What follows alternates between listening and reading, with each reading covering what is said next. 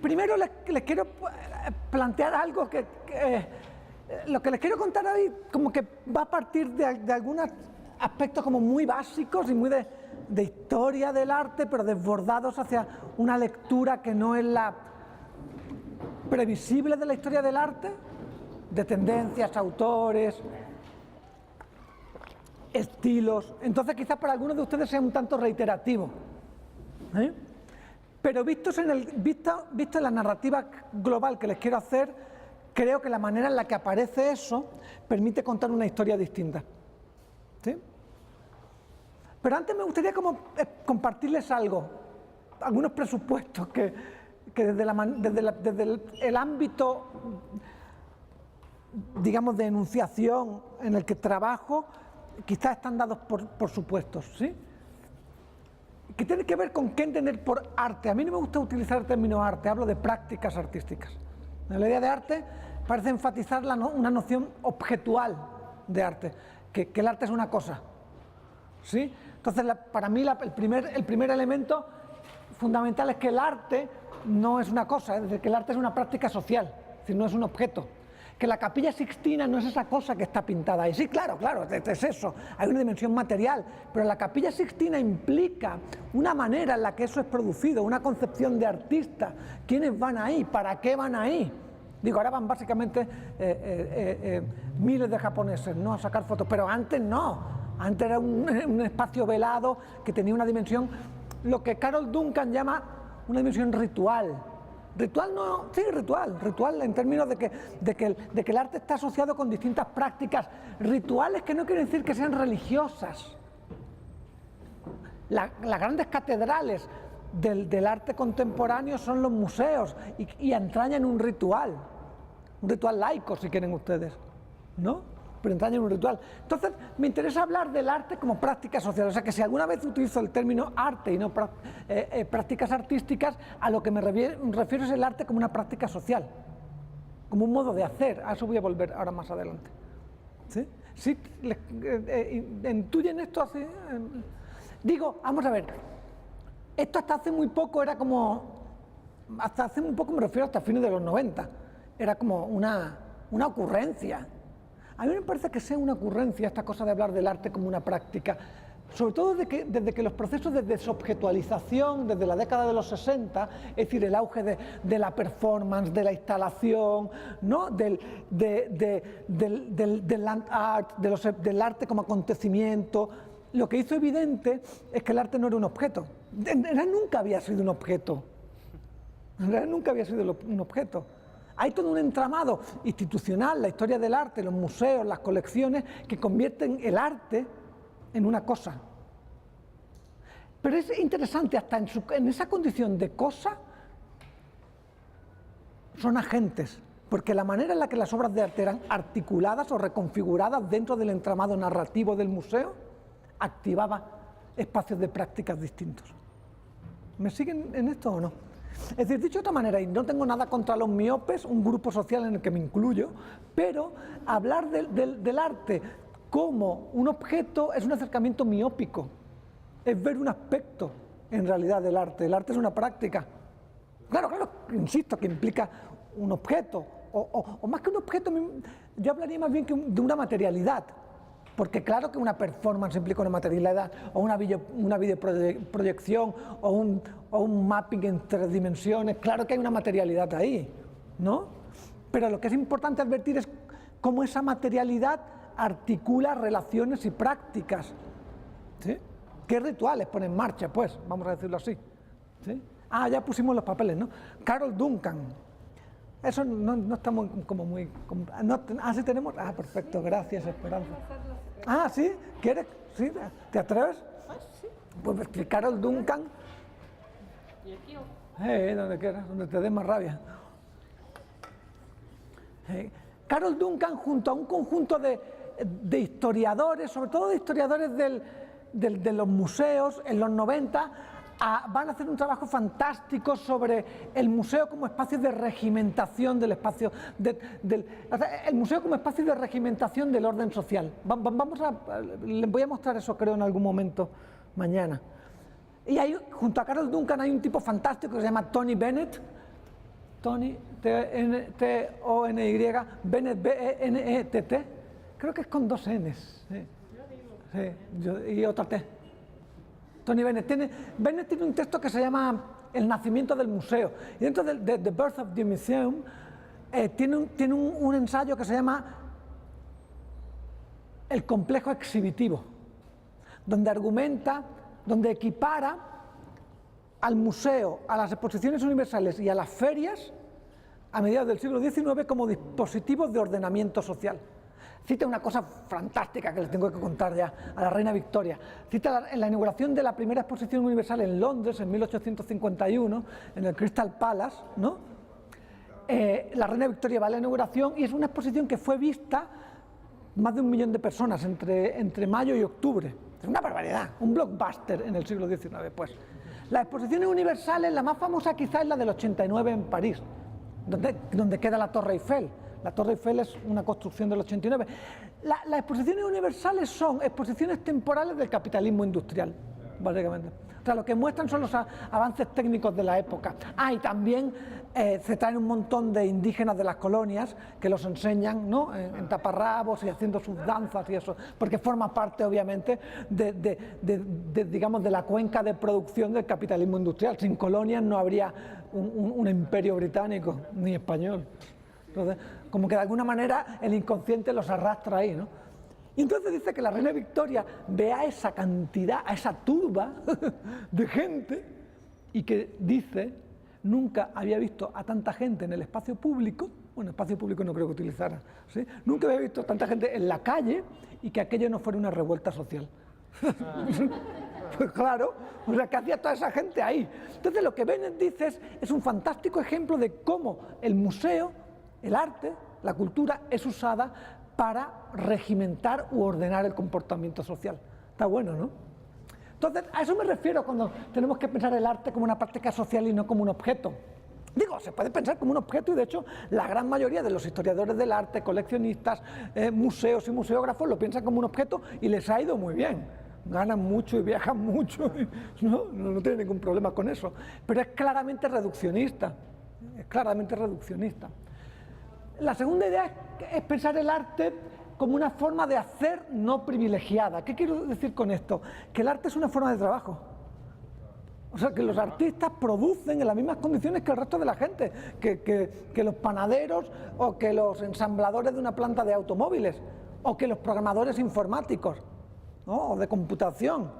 Claro, hay un momento históricamente en el siglo XIX, les voy a hablar de eso ahora, en el que el arte se intenta singularizar del proceso de producción industrial y va a haber como una reivindicación explícita de eso, es decir, como un modo de hacer distinto o apartado, pero hoy en día lo que hacen los artistas es prácticamente las condiciones materiales de producción son equiparables a las de un diseñador, un programador o un arquitecto. Son muy similares. Entonces, ahí la cuestión es por qué el arte es una forma de hacer privilegiada o por qué no lo es. O dicho de otra manera, ¿qué distingue al arte de otras formas de hacer? ¿Entienden la pregunta o no? Pero de ahí podríamos decir, así como decía Miguel Ángel, que el arte no se hace con las manos, sino se hace con el cerebro. ¿No entra eso ahí? Pues porque entonces el arte pensado como una habilidad manual, una habilidad fabril, ya no es lo que es ahora. O sea, el arte debería ser pensado como una actividad intelectual más que como una habilidad fabril. Sí, pero nunca lo fue. O sea, nunca fue una actividad exclusivamente intelectual. Una de las artes liberales y las artes mecánicas. Ajá. Se definían los oficios claros, ¿no?, como el de dibujante. Jamás, o sea, se va a desprestigiar el oficio duro como es, con la técnica dura. Se va a pasar desapercibida para entrar en una categoría artística, ¿no? Pero sobre lo que les quiero llamar la atención es que damos por supuesto que hay algo distintivo en el arte, ¿o no? Sí, que hay algo, o sea, que lo que hacen los artistas es singular, es distintivo. Me gustaría llamarle la atención a renglón seguido cómo se construye esa percepción, por qué. Y creo que tiene que ver con la relación particular que los modos de hacer del arte mantiene con las condiciones generales de producción. Y no me estoy poniendo marxista, pues, me estoy poniendo materialista.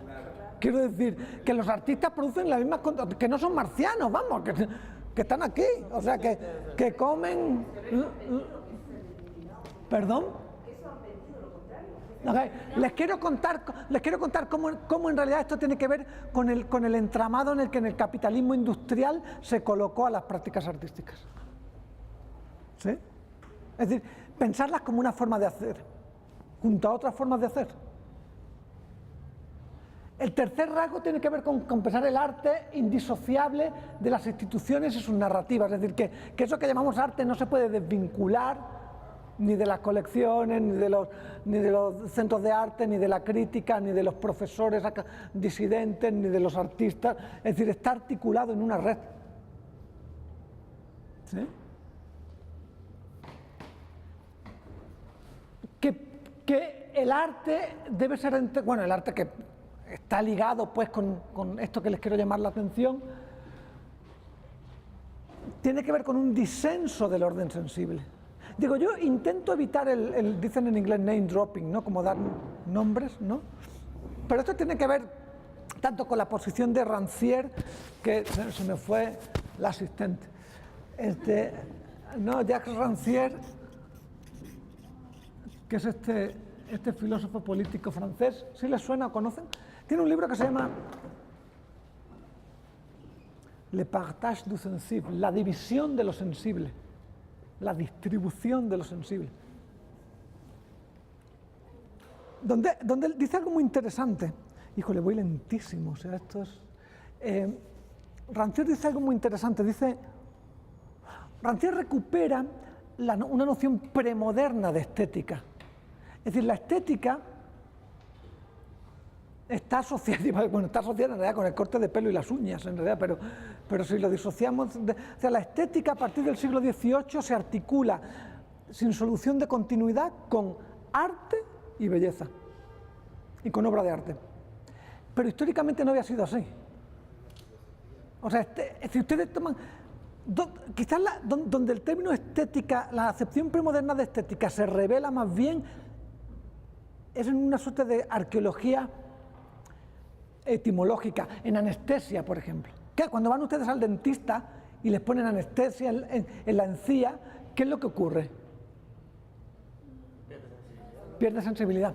Es decir, anestesia, o sea, la negación de la sensibilidad. La estesis en lo que consistía en el estudio de la sensibilidad, en el estudio de la percepción. Cuando Aristóteles habla de estesis, él dice que hay, y eso se mantiene en Occidente así como a rajatabla, en Occidente y sus espacios colonizados, se mantiene a rajatabla una dicotomía tajante entre la percepción y el raciocinio.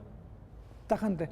Entonces, si la lógica se encargaba de analizar cómo es que pensamos, la estética de lo que se encargaba era de estudiar cómo percibimos.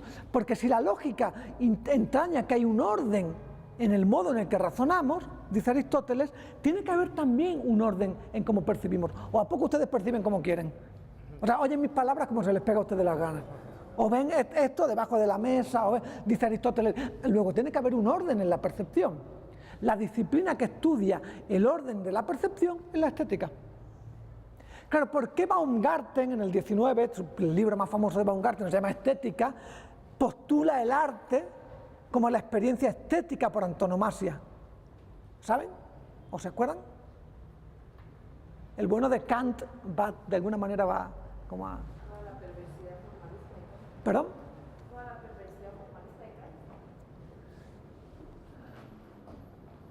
Dice Baumgarten, a ver, en toda la experiencia cotidiana hay percepción, percibimos a este güey español que ha llegado a Chela, Dios sabe cómo, ahí hablando y vociferando y no sé qué, y dice que es mexicano, ¿no?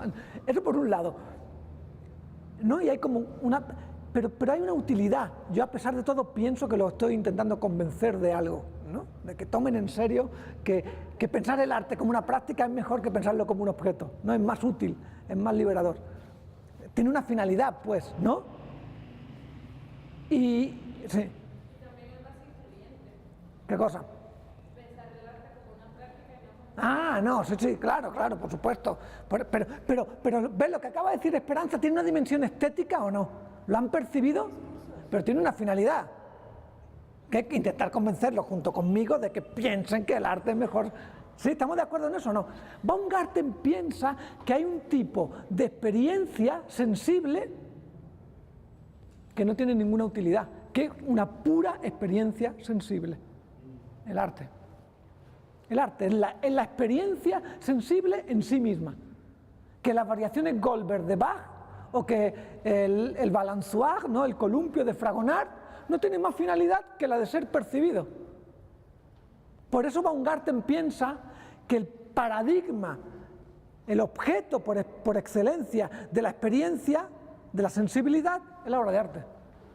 Y bueno, y esto va a tener que ver luego a lo largo del siglo XIX, por supuesto, de una manera muy compleja, con la idea del arte por el arte. De que el arte no responde a ninguna otra cosa que a su propia autonomía. ¿Que cuál es? Baumgarten piensa que es la de ser percibida. Y ahí es donde se hace un vínculo, si te das cuenta, entre estética, arte, la obra de arte es por excelencia, por antonomasia, el objeto a ser percibido, y belleza, porque lo que percibimos en realidad es la belleza. Esta articulación es fruto del siglo XVIII, esto no existe antes históricamente.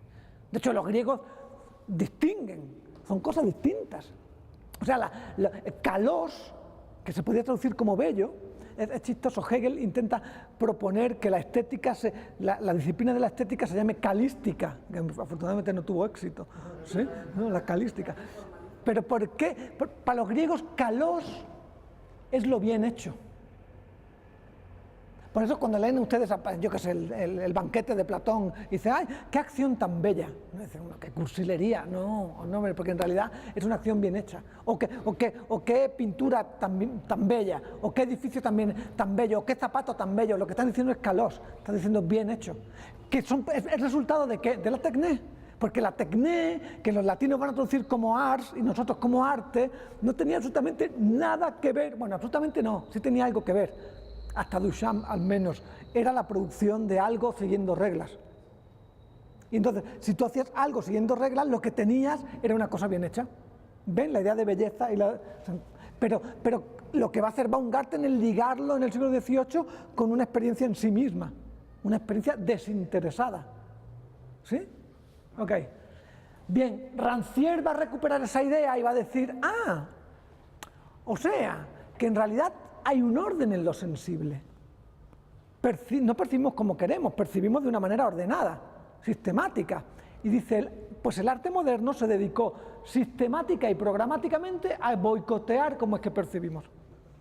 La capacidad, o sea, la tarea del arte que mereció la pena en la modernidad, fue una que pasaba por interrumpir el orden de lo sensible. Y eso es lo que hicieron los cubistas, las futuristas, las impresionistas, las expresionistas abstractas, porque hubo en todas esas escuelas que son siempre de hombres blancos occidentales, ¿no? Dice una alumna, dice un día, dice, profe, esto no parece una clase de arte, esto parece una sesión de espiritismo. Estamos hablando siempre con hombres blancos muertos, ¿no? Pues no, siempre hubo mujeres, ¿no? Entonces, ¿ven la idea o no? Dice Rancière, lo que hace al arte valioso estéticamente es su valor político. ¿Cuál es su valor político? Interrumpir el orden de lo sensible. Interrumpir el orden de lo sensible. En la idea en que abre espacios para la visibilidad, la articulación, la experimentación de cosas que el orden hegemónico no permite ver. El centro multicultural tiene un orden determinado. ¿Qué haría una práctica artística mínimamente heredera de la modernidad? Y no digo que nos convertamos en artistas modernos. Interrumpir ese orden, interrumpirlo. ¿Para qué? Para hacer visible, para nombrar, para invocar, para convocar a otros. Rancière distingue, y en esto coincide con Chantal Mouffe, que es una teórica política belga,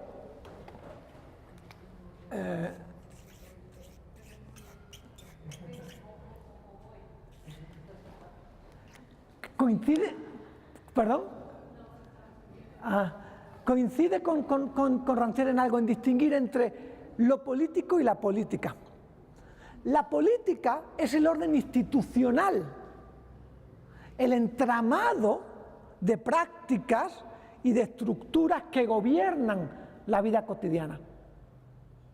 El Parlamento, la Secretaría de Cultura, ¿no? Lo político, sin embargo, es la fuerza de desestabilización de la política. Lo que pasó aquí en 2015 tenía que ver con una suerte de fuerza que Chantal Mouffe asociaría con lo político, no con la política, porque no era una demanda institucionalizada de antemano. Otra cosa es que pueda ser institucionalizada o no, pero en principio, y esto es lo que para Mouffe distinguiría en realidad una demanda asumible, es decir, el reformismo de la revolución. Si la demanda de lo político puede ser asumida, es decir, los gays nos queremos casar, ¿no? Dice, ah, vale, modificamos la ley. Ya, es una demanda asumible, ¿sí? Pero si lo que plantean es, los gays queremos abolir la propiedad privada, ¿sí? Es probable que no. Es muy probable que no modifiquen la legislación para acomodar una demanda que no es asumible, porque eso implicaría una revolución, un reordenamiento de lo sensible. ¿Me siguen más o menos en esto o no? Ok. Entonces, me interesa mucho rescatar esta idea mediante la que el arte es pensado como disenso del orden de lo sensible. Y por eso, inescapablemente político. Es banalmente político. Pintar un florero, hacer un paisaje, es político. En la medida en que estabiliza la percepción de lo sensible. ¿Me explico? Desestabilizar ese orden también es político. Estos dirían que encauzaría la fuerza de lo político. ¿Sí? Ok, finalmente, en algunos casos, el arte aparece como una práctica instituyente. ¿Qué quiere decir eso? Que las instituciones al uso no pueden acomodar, sin verse transformadas o puestas en cuestión, ese tipo de prácticas. Entonces, lo que ocurre con esas prácticas artísticas es que instituyen, configuran, invocan nuevas formas institucionales, necesitan nuevas formas institucionales. El impresionismo puede verse como un disenso del orden de lo sensible porque rompe en realidad con el modo de representación de la pintura académica, que estaba registrada en todo un conjunto de tipos de pintura, de registros pictóricos, ¿sí? Que se hacía en la academia, que estaba exhibido por la academia, legitimado por la academia. Llegan unos cuates que dicen, no, porque nosotros pintamos al aire libre. Y el dibujo no es prioritario, nos mola más, tiene más prioridad el contraste lumínico y cromático. ¿Sí? Y la academia dice, pues aquí no exhiben. Hay un conflicto, si se dan ustedes cuenta, con el orden de lo sensible. ¿Qué es lo que va a ocurrir? Que van a generar unas prácticas instituyentes. La propia academia los va a intentar acomodar con el Salón de los Rechazados, que lo organiza la academia, ¿sí? Pero en realidad lo que va a ocurrir es que van a aparecer un conjunto de coleccionistas burgueses, de galerías y marchantes, que van a instituir un nuevo tipo de práctica, que no es el del arte aristocrático sancionado por la academia, sino el del arte burgués sancionado por el mercado. ¿Me siguen más o menos o no? En fin, en resumen, que me parece esto importante porque esto está presupuesto en gran medida en lo que les quiero contar. Me gustaría empezar por llamarles la atención por el primer momento de lo que les proponía en la sesión de hoy, que es pensar las prácticas artísticas a través de la idea de trabajo y colaboración. Es decir, que el arte no es un objeto, sino que el arte es un modo de hacer y que es un modo de hacer colectivo. Que me gustaría llamar la atención esto desde una perspectiva histórica. ¿Sí? Este es el Crystal Palace. ¿No? Esto es un diseño de Paxton. Paxton es un... ¿Cómo se llama el de nombre? ¿Richard Paxton? Paxton, como suena, bueno, como suena no, con X. Paxton en realidad, ¿saben lo que diseñaba Paxton? Sí saben, los arquitectos. Lo que diseñaba eran invernaderos. Esto es un invernadero, ¿sí? O sea, Kew Gardens han estado como el jardín botánico, así, ¿no? En Londres. Esa grandes estructura, la Casa de las Palmeras, un diseño de Paxton. Entonces, para la primera gran exposición universal, ¿qué es esta Paxton? Lo que propone es esta construcción modular, ensamblable, que esto era muy importante, tenía que ser de acero y vidrio y modular, es decir, era una loa al capitalismo industrial. ¿Sí? Y eso va a marcar las pautas, dicho sea de paso, de las posteriores exposiciones universales. Pero lo que les pongo esta imagen aquí porque esta exposición, que básicamente recogió, fue una gran exaltación de la producción industrial de la época, del trabajo serializado, enojó enormemente a este sujeto, que es William Morris. ¿Sí? William Morris, que es un socialista utópico, teórico del arte, va a haber en la exposición universal del 51 una amenaza a la producción, o sea, una amenaza a la singularidad de la creatividad humana, porque la máquina va a venir a estandarizar y a homogeneizar la producción. ¿Sí? Esto sigue hasta la fecha. Así que en realidad nuestro vocabulario y nuestro horizonte de concepción de las prácticas artísticas se articulan entre fines del siglo XVIII y el siglo XIX. No hemos ido mucho más allá. ¿Habrá un postfordismo con lo que Ahora, se habla de la especulación artística? ¿Qué hacemos? voy a llegar ahí. Voy lento y creo que no llegaré hoy, pero mi intención es llegar ahí.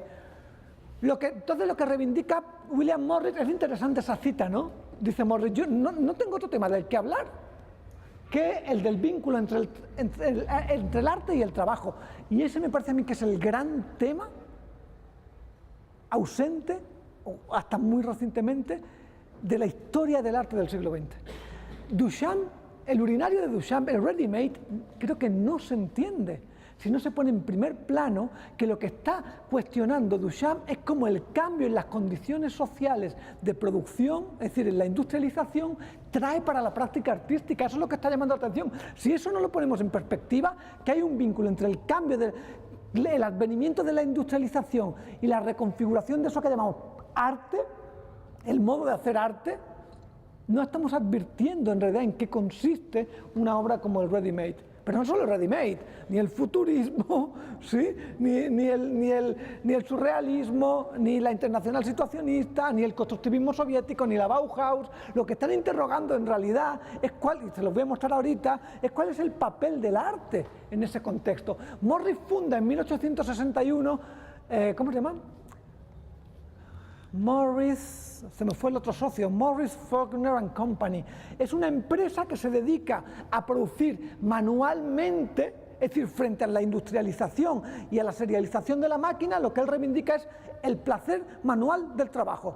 Y entonces hacen unos estampados que hasta ¿cuándo quiebra la empresa? Creo que en el 1941.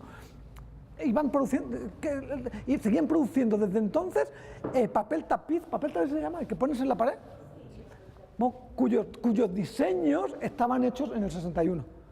Y la idea era que fuera placentero, que fuera un taller. Rescatan la idea del taller medieval, de que tenía que haber de que el trabajo tenía que ser gratificante, no humillante, no alienante, pues. ¿Sí? Entonces esto es muy interesante porque si se dan ustedes cuenta, lo que Morris está empezando a plantear en realidad es el vínculo que singulariza la práctica artística y al trabajo industrializado, al trabajo que el marxismo va a llamar deshumanizado, al trabajo alienado en realidad. Parece que el trabajo liberado, digo, esto no lo dice Marx, a Marx, dicho sea de paso, y a Engels les caen fatal los artistas, porque no tienen conciencia de clase.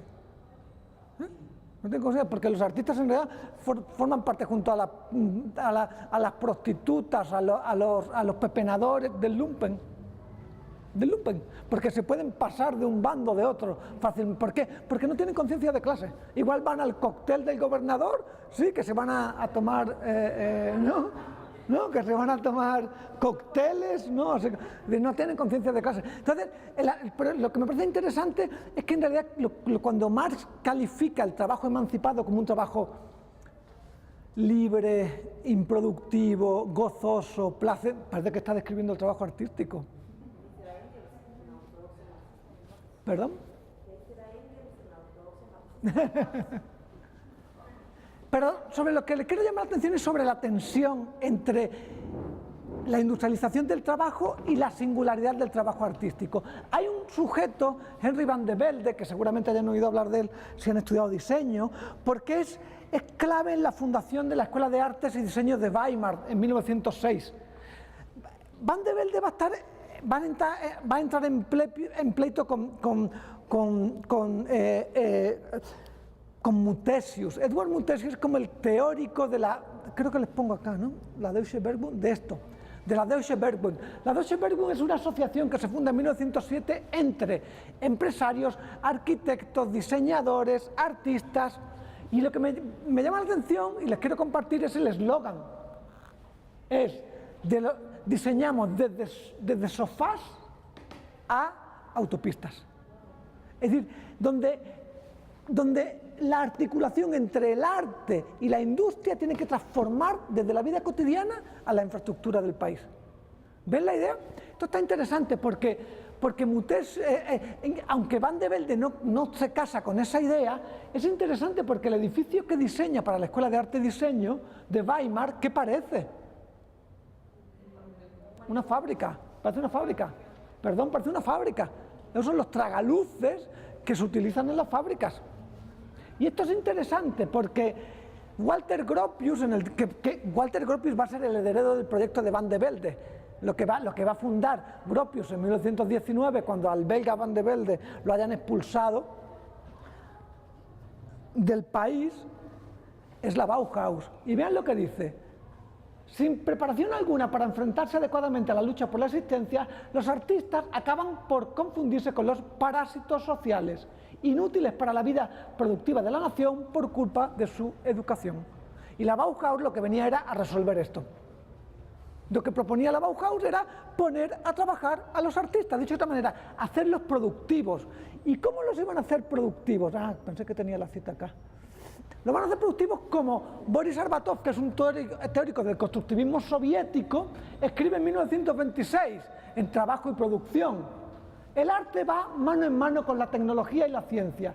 Y una vez que esto tiene lugar, entonces se convierte en un efecto igual y organizacional y un factor progresivo en la formación de la ciudad, de la sociedad. Dicho de otra manera, los artistas deben irse a la fábrica. Lo que están pidiendo, en realidad, es hacer productivo al arte. ¿Cuál es la percepción que tienen? Que las prácticas artísticas son improductivas para el capitalismo. Y eso es lo que estaba reivindicando William Morris y lo que tanto la Bauhaus como el constructivismo va a intentar rearticular. Y esto es importante porque en el caso del constructivismo, el propio proyecto del Jutemas, que es la escuela de arte de la que cuando se habla de Bauhaus no se habla de Jutemas, pero Jutemas en realidad es el proyecto que reforma el proyecto de la Bauhaus y sobre el que se inspira la Bauhaus. Lo que proponía era incidir en todos los ámbitos de la vida cotidiana, desde el diseño de carteles para vender chupones, ¿se dice chupones? Lo que le dan a los niños. ¿Ah? No, cuando lloran no les das pepes. Pues desde diseñar carteles constructivistas para vender pepes, hacer diseño de atrezo para teatro, juegos de té o máquinas para volar. El constructivismo soviético tenía que poner el arte como motor de la transformación social en su conjunto, y la Bauhaus piensa más o menos lo mismo. Y el Deutsche Werkbund piensa más o menos lo mismo. Piensan que el arte tiene que influir en todos los aspectos de la vida cotidiana. Esto implica la disolución del arte. Esto implica el fin del arte. La tensión que algunas vanguardias van a poner es la tensión entre el arte y la vida. La capacidad autónoma del arte ha de ser utilizada para transformar la vida, ¿sí? Pero lo cierto es que en este retrato se piensa, esto es fantástico, me gustaría cerrar este bloque con esto, que es un proyecto de Alexander y Víctor Vesdin, sí, que son arquitectos que hacen el diseño para la Torre de Pravda. Pravda era el periódico en la Unión Soviética, ¿sí? Fantástico, porque es un edificio que ha sido reducido a su estructura y que se convierte en un dispositivo comunicacional, porque lo que aparecen en esos paneles es las noticias. Esto es de 1924. Perdón, no le oigo. Puro panóptico. Lo que es interesante es que rompe, o sea, con esta idea que luego la arquitectura internacional, es decir, Mies van der Rohe, Le Corbusier, ¿no?, el propio Walter Gropius, van a exaltar como distintivas de lo que se me fue el nombre del arquitecto austríaco, ¿no se acuerdan? Que escribe un texto que se llama Ornamento y Delito. Y dice que la arquitectura, Adolf Loos, la arquitectura tiene que deshacerse de todo ornamento. Debe ser lo que Le Corbusier va a llamar luego una máquina para vivir, o para habitar, ¿sí? Y eso sería solo que es una máquina informacional. O sea, lo que les cuento aquí es que aquí hay una tensión muy interesante. Lo que produce la revolución industrial es una pregunta urgente respecto a qué produce el arte, quiénes producen arte. Lo que te vas a encontrar son ciertas posiciones que van a reivindicar la inclusión del arte como herramienta de transformación de la vida cotidiana, lo que conlleva el fin del arte, el sacrificio del arte como una disciplina autónoma, ¿sí? Hay una línea, que es la victoriosa, dicho sea de paso, que es la que va a ver en el arte y en el artista un sujeto excepcional, un creador único, con una experiencia, digamos, indisociable de su subjetividad, que produce unas obras de arte originales y únicas, excepcionales, que es la línea obviamente ligada al discurso burgués y sus instituciones, ¿sí? Bien, la compañera ya avanzaba que en realidad en lo que estamos ahí es en una pregunta por cuál es el lugar del arte en la lógica de producción del fordismo, es decir, de la producción del capitalismo industrial. Y es evidente que no podemos pensar de nuevo el futurismo o la abstracción. O sea, ¿ustedes realmente creen que la abstracción fue un invento de Kandinsky o de Malevich o de...? No, o sea, ¿ustedes creen que en un proceso de industrialización, de serialización, de abstracción de la producción, de maquinización de la producción, no les parece lógico que en realidad lo que se produzca es una abstracción de la representación? ¿Realmente piensa que es casualidad que el arte conceptual, ¿no?, y la desobjetualización del arte se produzca entre la década de los 60 y de los 70, con la crisis del capitalismo industrial y el advenimiento de lo que se ha denominado posteriormente postfordismo o capitalismo terciarizado o capitalismo postindustrial? ¿Realmente cree que es casualidad? Los artistas producen en un contexto material socioeconómico específico y responden a él. Responden a él. Entonces, con lo que nos encontramos con el tránsito del modelo de producción fordista al postfordista es con una serie de rasgos definitorios que, si se dan ustedes cuenta, van a permear ciertas condiciones de producción artísticas. Por una parte, la desobjetualización. Si se dan ustedes cuenta, paulatinamente, digo, las empresas, hasta que no se produzca como el pico de agotamiento, las empresas más importantes ahora de réditos en términos de ingresos en relación con su inversión siguen siendo las de hidrocarburos y las de energías, aún lo siguen siendo, ¿sí? Pero a renglón seguido de esas, ¿cuáles son, saben? No producen nada. A pesar de que cuando van a los bancos le dicen, le ofrecemos un producto, no producen nada. ¿Qué produce un banco? Plusvalía, plusvalía. Bueno, aparte de quebrar el Estado, ¿no?, y mandando a la ruina, producen plusvalía. O sea, ¿con qué lidia un banco? ¿Con qué lidia una compañía televisiva? ¿O con signos? ¿Con nada? ¿Con información? No producen nada. A ver, no producen nada. Producen lo que el capitalismo necesita que se produzca. Valor económico, plusvalía. Pero para eso no necesitas producir ningún objeto. ¿Sí? Esto está ligado con la flexibilidad. Todo ese discurso de la educación continua, la educación continua es básicamente, vas a ser toda tu vida un becario. Ese es el mensaje de la educación. O sea, es básicamente la flexibilización del mercado laboral. No sabes.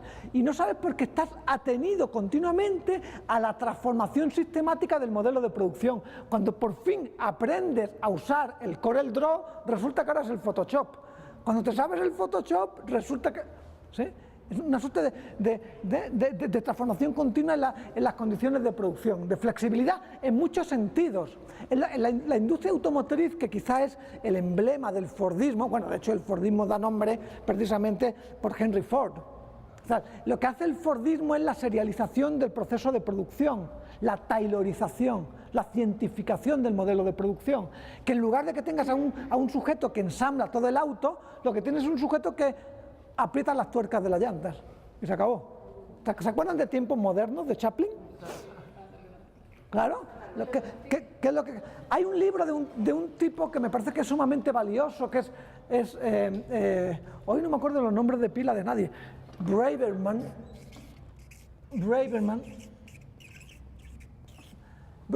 narra cómo se produce una suerte de olvido de los modos de hacer por el advenimiento del capitalismo industrial. Es decir, que un zapatero sabía armar un zapato completo, pero alguien que trabaja en una fábrica de zapatos seguramente lo único que sabe hacer es poner las agujetas o poner las suelas, no conoce todo el proceso. De hecho, el capitalismo industrial básicamente convierte, y de ahí precisamente la crítica marxista, la alienación del trabajo, que nos convierte en cosas, nos convierte en una pieza de un entramado mucho más complejo, porque no sabemos qué estamos haciendo. ¿Sí? ¿Me siguen en esto? Entonces lo que dice Braverman es que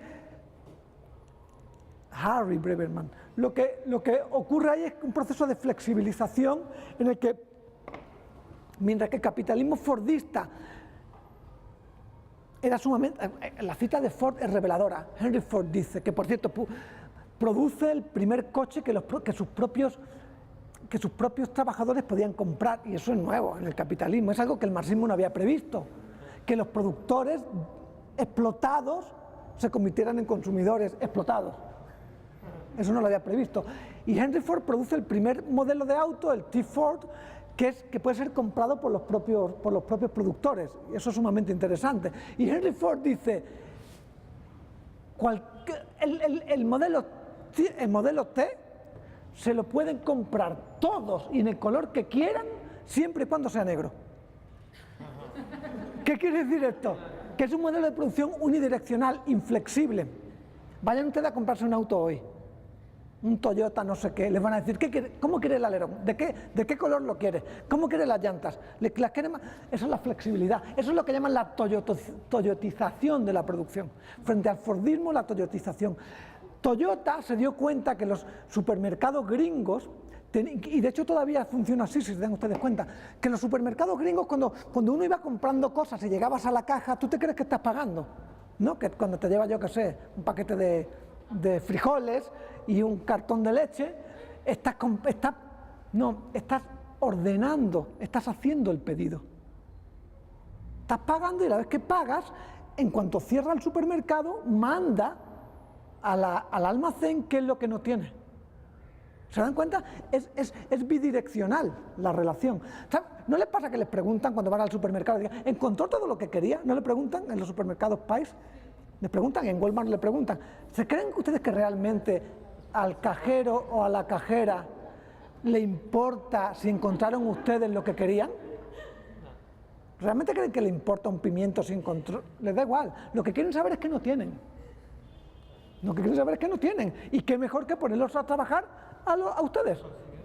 Por eso nunca digan qué es lo que no hay. Bueno, no, sí, díganlo con convicción y con... ¿sí? Si te dan ustedes cuenta, esa es la flexibilidad en el propio modelo de producción. Es decir, tomar al consumidor como parte del proceso productivo. ¿Sí? La internacionalización no hay ni que mencionarlo. O sea, todos los conjuntos de tratados de libre comercio y de instituciones que desde la década de los 80 firman, de hecho después de la Segunda Guerra Mundial, ¿no? Desde el Banco Mundial, pero hasta el FMI, al GATT, a los acuerdos de libre comercio, a lo que luego se va a llamar globalización, está vinculado con este cambio del modelo productivo que Donald Trump quiere acabar con él. Claro, quiere volver a un modelo que respondía a la lógica fordista en realidad, que era controlable en la medida en que producía objetos. En este entramado la creatividad va a ser fundamental. No hay proceso, esto es llamativo, hasta el siglo XIX quien crea es Dios. Dios es el creador. Es Dios el creador. De hecho, los artistas lo que hacen es imitar. Los artistas lo que hacen es imitar. Es decir, los artistas no quieren ser mejor que Miguel Ángel. Quieren ser como Miguel Ángel. ¿Sí? De hecho, Platón quiere expulsar de la república, de su ciudad ideal, a los artistas por imitadores, porque imitan la realidad. No se espera que un artista fuera creativo o innovador. A partir del siglo XIX sí. Y esto es interesante, no me puedo detener en esto, pero mi hipótesis fundamental, bueno, no sé fundamental, mi frágil hipótesis es que en realidad, si lo piensan ustedes, gran parte de la teoría estética, es decir, Kant, Lessing, Hegel, son protestantes, no son católicos. Y en el catolicismo es central la idea de la divinidad. Tomen a Descartes. Descartes, que es un filósofo católico, en realidad piensa que hay tres tipos de ideas, ¿se acuerdan? Dice que hay tres tipos de ideas. Las adventicias, es decir, que son las que construimos porque percibimos cosas, tocamos esto y nada, pues esto es un plumón. Las ficticias, que es un unicornio, por ejemplo, que combinamos un caballo con un rinoceronte, ¿sí? Y las innatas. Las ideas innatas, dice él, son ideas que no hemos podido producir nosotros, que son fruto en realidad de Dios. Dios las puso en nuestra mente. No, tomen a John Locke, en Ensayo sobre el entendimiento humano, y dice, el ser humano nace con la mente en blanco, y muchos se quedan con la mente en blanco, toda su existencia, ¿no? Pero nacen con la mente en blanco, ¿sí? Y la van a llenar de ideas a través de su percepción, de la experiencia. La mente es una tábula rasa. ¿Se acuerdan de eso? No, eso lo dice Hume, lo dice Locke. Son protestantes. Piensan que el trabajo nos hará libres, nos emancipará y nos hará mejores. Y Dios nos escogerá porque hemos sido ricos y multimillonarios. Porque nuestro éxito en la tierra mediante el trabajo significa nuestra excelencia a los ojos de la divinidad.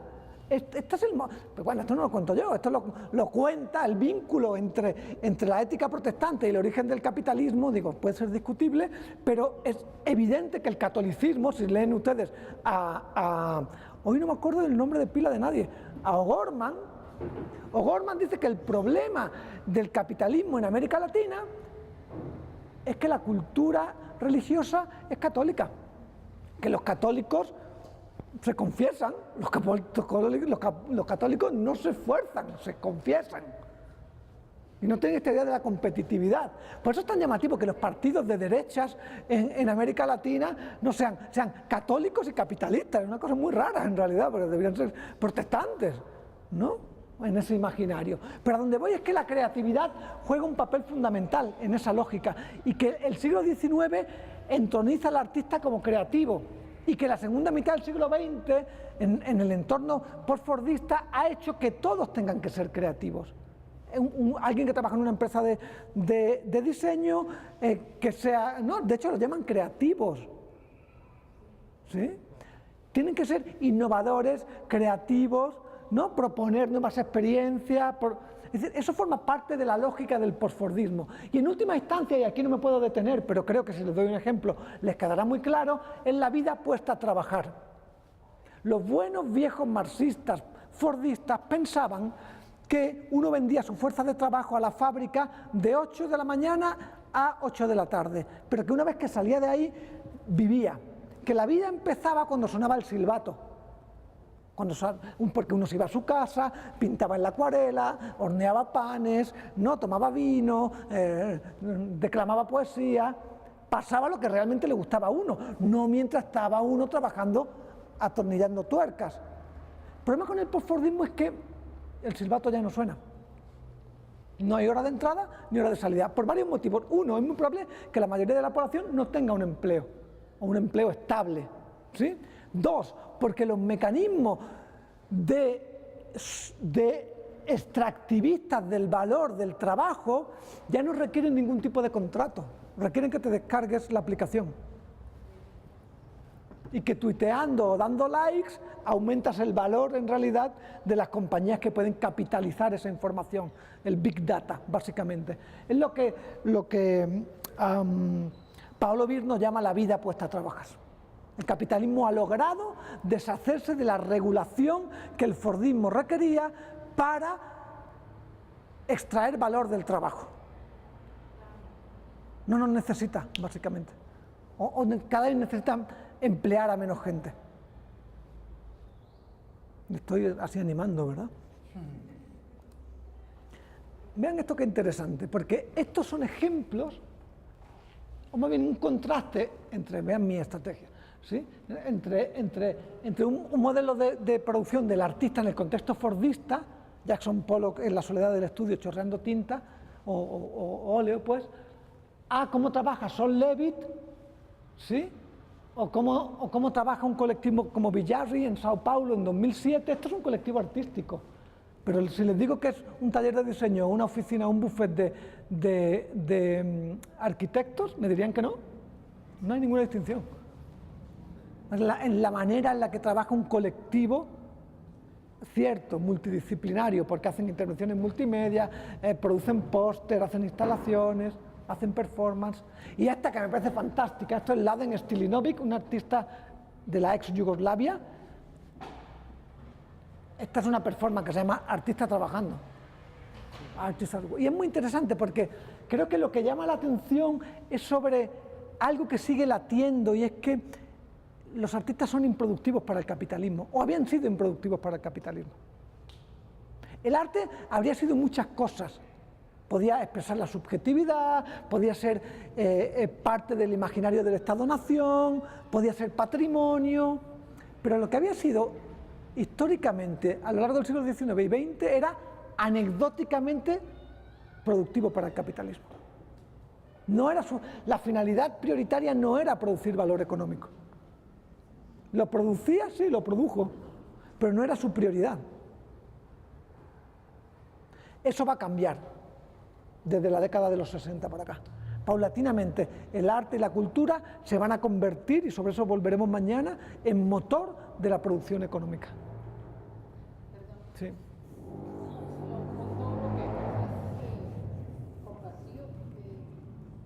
Yo sigo mucho todo el tema del cine, ¿sabes?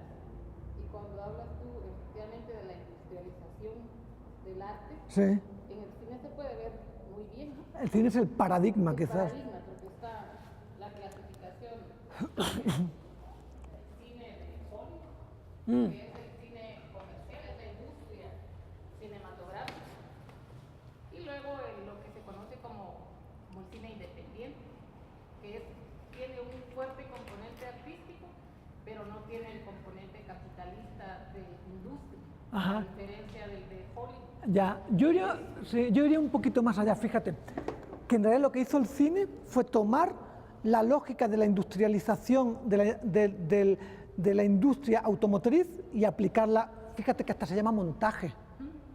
Es decir, lo que hace es estandarizar el modelo de producción de la imagen y serializarla, de tal manera, esto no lo digo yo, esto lo dice Jonathan Weller, dice que el cine es en el ámbito, y también Benjamin, cuando Benjamin dice que lo que caracteriza no al nuevo modo de producción artística en el capitalismo es el cine y la fotografía, porque implican serialización, estandarización, homogenización, es decir, parece que es el resultado de una fábrica. Y es cierto, lo que tú dices, que parece que se ha intentado distinguir entre un cine serializado, estandarizado, y un cine que a la William Morris todavía abrigaba algo de humano en él, de singular, de excepcional, ¿no? De valor subjetivo, lo que llamamos cine de arte. Sí, claramente. Sí, y que digamos, se manifiesta ese nacimiento de nuevas corrientes en el cine, por ejemplo, en las fechas que tú decías, 1925, Sí. con la puesta, por ejemplo, del Cerro Andaluz, donde efectivamente lo que se empieza ahí a trabajar es una forma diferente.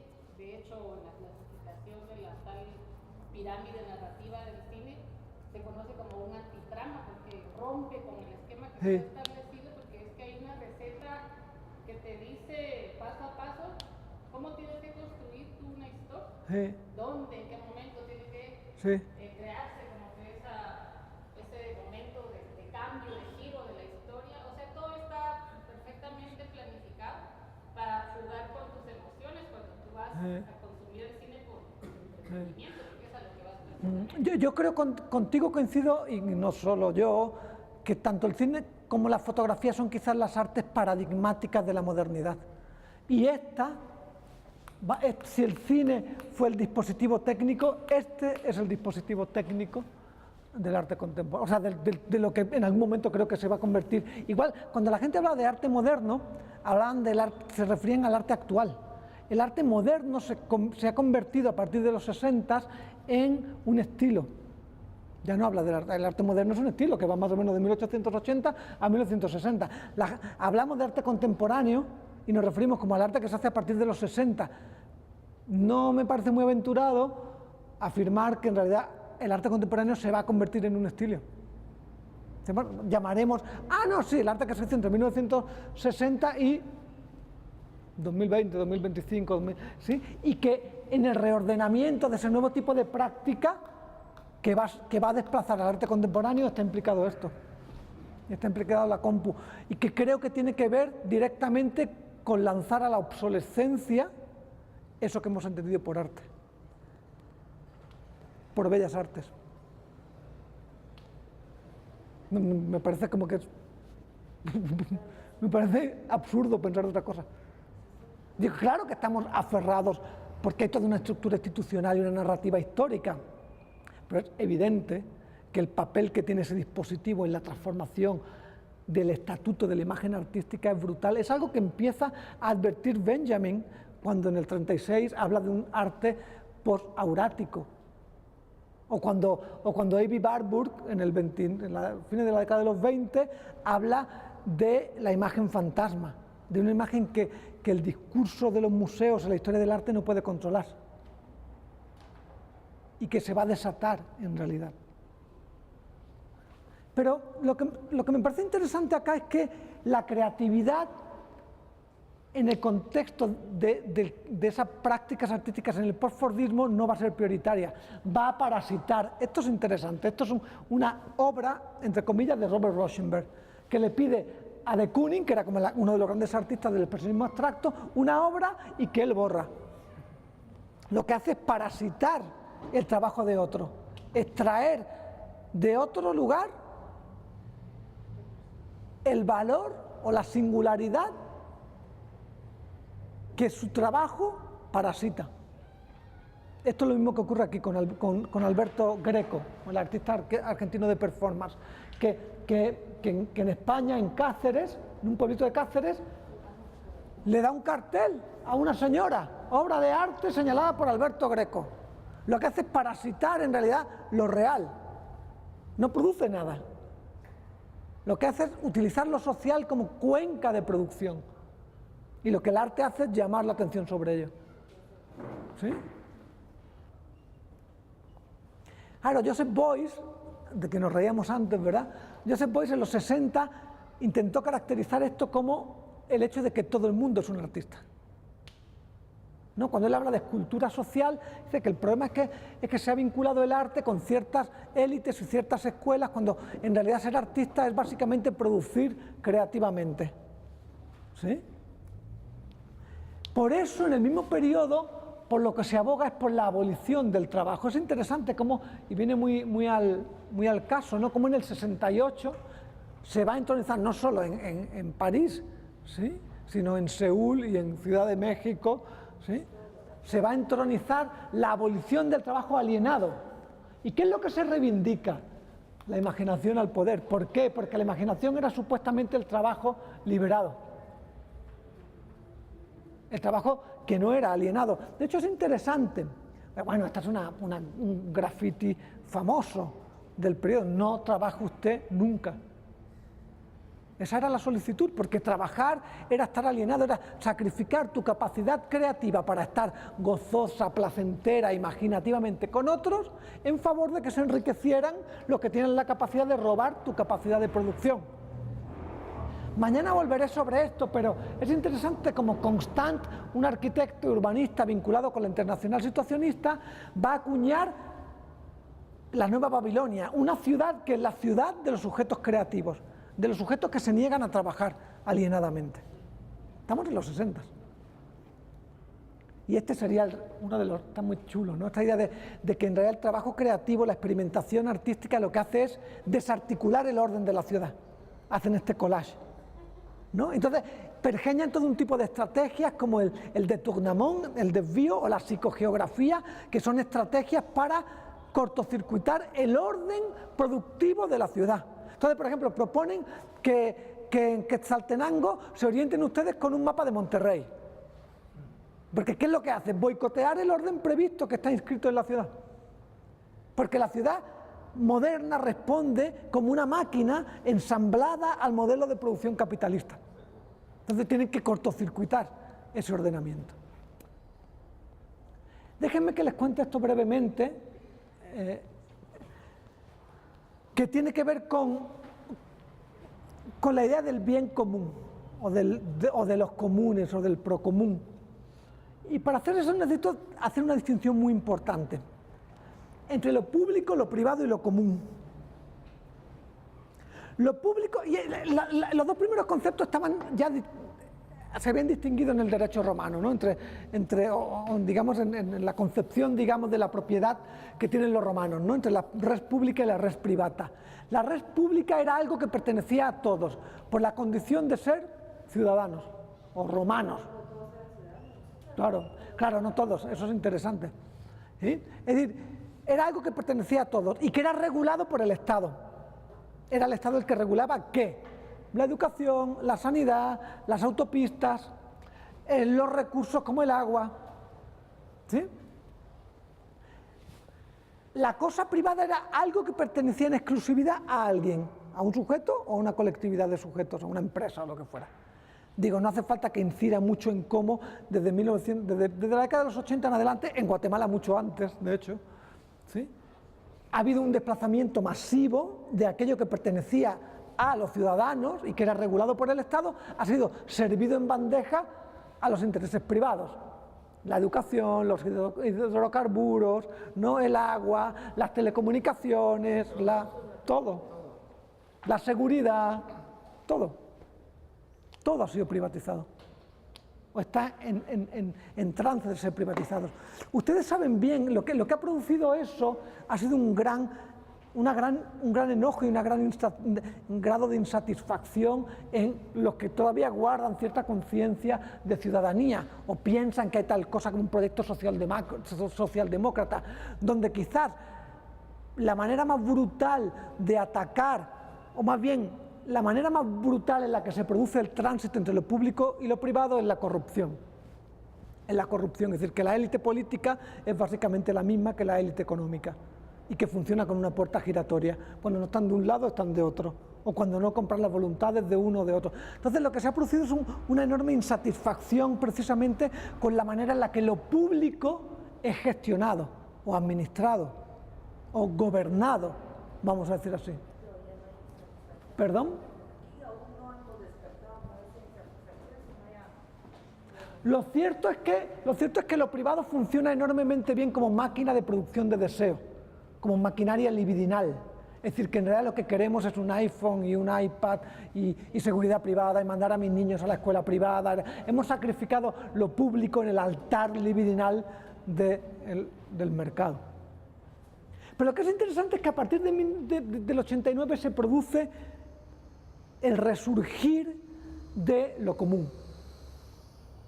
Bueno, eso no digo yo, lo dice Peter Linebaugh. Peter Linebaugh es un historiador, sin adjetivos, pues, que ha trabajado muchas cosas, entre ellas el resurgir de los comunes, o de los bienes comunes. Y Linebaugh tiene un libro fantástico, que alguien como Brad Pitt no puede estar equivocado, ¿sí? Brad Pitt, cuando hace Piratas del Caribe, dice que él se inspiró en un libro que es una chulada de libro, que se llama La Hidra de las Muchas Cabezas, The Many-Headed Hydra, que escribe Linebaugh y Peter Rediker. Y trata del Atlántico revolucionario, dicho de otra manera, de la piratería, de cómo el auge del capitalismo transatlántico fue a su vez el auge de la piratería. Es decir, de las formas de resistencia a las formas de vida del capitalismo. Me parece una metáfora así poderosísima, en realidad. Cómo el capitalismo genera sus propios monstruos, ¿sí? Y bueno, eso dice Brad Pitt, que se lo dio. Porque Brad Pitt es el de Piratas del Caribe, ¿no? No, estábamos hablando del morenazo, ¿qué es ese otro? Ah, no, ese no es Brad Pitt. Johnny Depp. Johnny Depp, no, pero Johnny Depp, ¿qué va a leer? Eso no ha leído nada en su vida. No, pues debe ser Johnny Depp entonces, sí, claro, porque es el actor de Piratas del Caribe. No está traducido al español ese libro, pero es una Es fantástico, es fantástico. Es una maravilla, porque lo hacen desde la perspectiva de los historiadores, es decir, ven cómo en realidad la expansión del capitalismo naviero y de comercio produjo sus propios monstruos, que se liberaron del propio yugo del modo de producción capitalista. ¿Sí? O sea que el barco fue por la máquina de expansión del capitalismo y a su vez un mecanismo que lo puso en crisis en ciertos ámbitos, ¿no? Bien, pues Linebaugh escribe luego posteriormente un libro en el que señala cómo hay un conjunto de factores que en los 90 hace que vuelva a reflorar este interés por lo común, que no es ni lo privado ni lo público.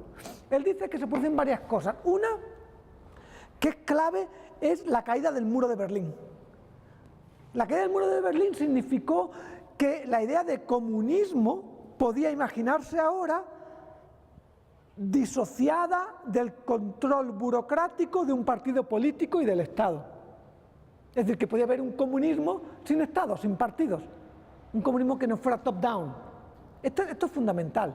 Un segundo momento, dice Linebaugh, es el surgimiento del EZLN y cómo en realidad el movimiento zapatista hizo imaginable globalmente una forma de vida que pasaba por subscribir un modelo distinto de propiedad privada, la colectiva.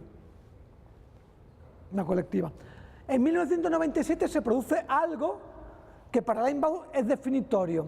Es la preocupación por el cambio climático y la firma del Tratado de Kioto, que hizo que se concibiera el medio ambiente como algo que pertenecía a todos y a nadie. Hizo imaginable, hizo representable, hizo nombrable lo común, porque ese es el rasgo definitorio de lo común. Y el cuarto elemento que es fundamental para mi argumento, no me va a dar tiempo a llegar hoy, pero sí les contaré mañana, es el auge de Internet. Porque Internet se piensa originalmente como, de nuevo, una infraestructura que permite, articula y es regulada por todo un conjunto de sujetos, pero que no pertenece a ninguno de ellos. De eso se acabó. Internet pertenece ahora a lo que Yves Alain Boutin llama la GAFA, ¿no? Google, Apple, Facebook y Amazon. Básicamente no hay nada que no hagamos con esos 4 dispositivos, ¿no? Pero en la segunda mitad de los 90 no. En la segunda mitad de los 90 hubo una concepción incluso de imaginar una democracia radical a través de ese espacio de autogestión de lo común que era o que podía haber sido Internet. Esto lo cuenta muy bien alguien que va a ganar el Nobel de Economía, por cierto, si mal no recuerdo, en el 99, con un libro en el que habla de la gobernanza o de cómo nos gobernamos mediante los comunes. Y ahí ella dice algo, Eleanor Armstrong, dice que los comunes se hallan entre lo público y lo privado porque no pertenece a todos, pertenece solo a aquellos que velan y se cuidan de que un recurso siga subsistiendo. Por ejemplo, los casos que ella estudia aquí obviamente son los de bancos de pesca, bosques, ríos. O sea, ¿qué ocurre con un bosque que una comunidad convierte en un recurso? En un recurso discreto quiere decir que es un recurso finito. Es que una comunidad va a querer que ese bosque subsista. ¿Por qué? Porque de ahí obtienen hongos, ramas para prender el fuego, ¿sí? La subsistencia del recurso implica que hay una comunidad normada. Es decir, que dicen, si durante una semana no se ve que sale fuego de tu chimenea, no puedes recoger leña. Porque quiere decir que no vives ahí. Y que estás usando la leña para otra cosa. Eso es una norma. Pero si se dan ustedes cuenta, el resultado, dice Armstrong, es la subsistencia de ambos. Subsiste el bosque y subsiste la comunidad. ¿Sí? Y esto es muy peculiar, porque si tú tomas una perspectiva de la lógica privada, llega una empresa papelera y dice, hostia, es un bosque, vamos a hacer papel con él. Lo talas entero, produces capital con él, ¿y qué haces con ese capital? Te vas a otro lado. O sea, la prioridad no es la subsistencia de la comunidad y del recurso. ¿Sí? Y lo mismo ocurre con la gestión pública. El asunto es que la gobernanza no pertenece a el colectivo, pertenece al Estado. Es decir, no produce, las normas no la produce la comunidad, es impuesta por el Estado. ¿Sí? Entonces lo que Armstrong detecta es que los bienes comunes o lo común lo que produce es un recurso, un bien, una práctica que está entreverada con una comunidad y ambos, y esa es la conclusión, subsisten conjuntamente. ¿Sí ven el matiz o no? Sí. Vamos a acabar. ¿Sí? Vamos a dejarlo acá. Preguntas o reflexiones o dudas. Yo sé que le he contado demasiadas cosas. ¿Perdón? Unos cuantos semestres. Sí, o sea, luego lo que les voy a, mañana lo que haré es contarles cómo la idea de los comunes en realidad estaba activa en muchas prácticas artísticas durante la modernidad y en la actualidad. Es decir, que producir arte era producir una comunidad de subsistencia, no era producir objetos. Sí. Es bien interesante porque, por ejemplo, desde la antropología siempre se tiende a hacer, digamos, o entender la realidad a partir de pares, ¿verdad? De dicotomizar la realidad, ¿verdad? Por ejemplo, nosotros siempre abordamos lo público y lo privado a partir, digamos, de estas dos ideas del ser individual y el ser colectivo, ¿verdad? Pero, por ejemplo, ahorita se me venía a la mente con esto de lo común, un libro de Marvin Harris, donde postula al final de cuentas lo comunitario, y él lo parte a partir, digamos, de una cuestión que es lo religioso, ¿verdad? Sí. Entendiendo cómo, digamos, las prácticas religiosas nacen desde un ser individual, un ser comunitario primero en casa, y después de ahí parte hacia lo comunal como tal, ¿verdad? Entonces, digamos, pasó bastante tiempo para que los antropólogos se fijaran, digamos, al final de cuentas en esto que es lo comunitario, que es como ese interlace final, ¿verdad? De todo digamos, lo individual hacia lo colectivo. Y lo colectivo. Sí, hay algo que es muy importante aquí, yo que tengo que subrayar ahora y que no creo que vaya a ser fácil de que lo visualicen, pero que es importante.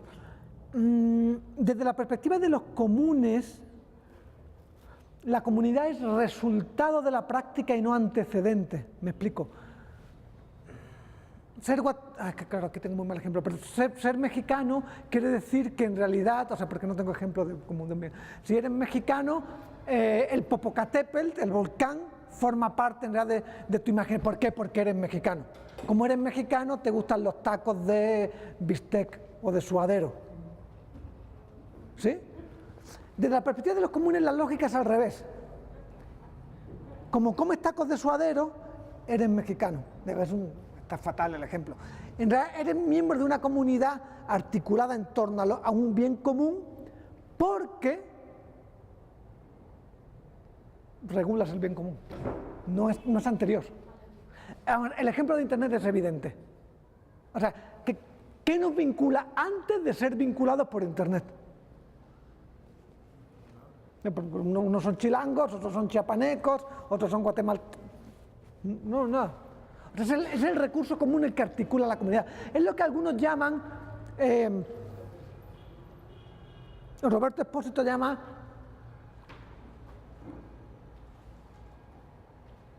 no me acuerdo cómo lo llama, pero básicamente es una comunidad vacía, es una comunidad sin comunidad, es lo común sin comunidad. ¿Me explico o no? Lo estoy liando todavía más, ¿no? Es decir, dicho de esta manera, que desde la perspectiva del bien público se pensaba que algo nos pertenecía por ser mexicanos, españoles o guatemaltecos porque éramos mexicanos, españoles o guatemaltecos. Y entonces pues nos pertenecía la lengua, la gastronomía, los tamales de papa, y no. En realidad, desde la perspectiva de los comunes, lo que nos produce como sujetos individuales es la pertenencia no solo a la comunidad, sino al recurso. No somos comunidad sin el bosque, o no somos comunidad sin internet, o no somos comunidad sin el taller de gráfica. Si desaparece el taller de gráfica o desaparece se acabó. No continúa la comunidad de los comunes. ¿Me explico?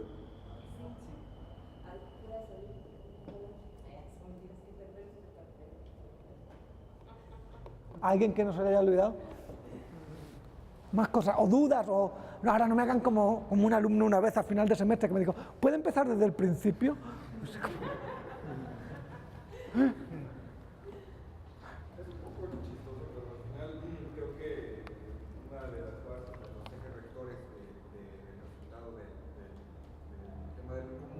Sigue siendo la cosa en sí misma, sea o no matérica, ¿no? O sea, me refiero a... Sea o no. O no, Sí. en el caso de Internet, por Sí. Eso entraña, perdona que te interrumpa, eso entraña un gran problema para Elinor Armstrong. Se dan cuenta que a partir de los 90 se ha abierto de un plano que no habían imaginado, bueno, no lo podían imaginar, que era Internet y todas las prácticas digitales.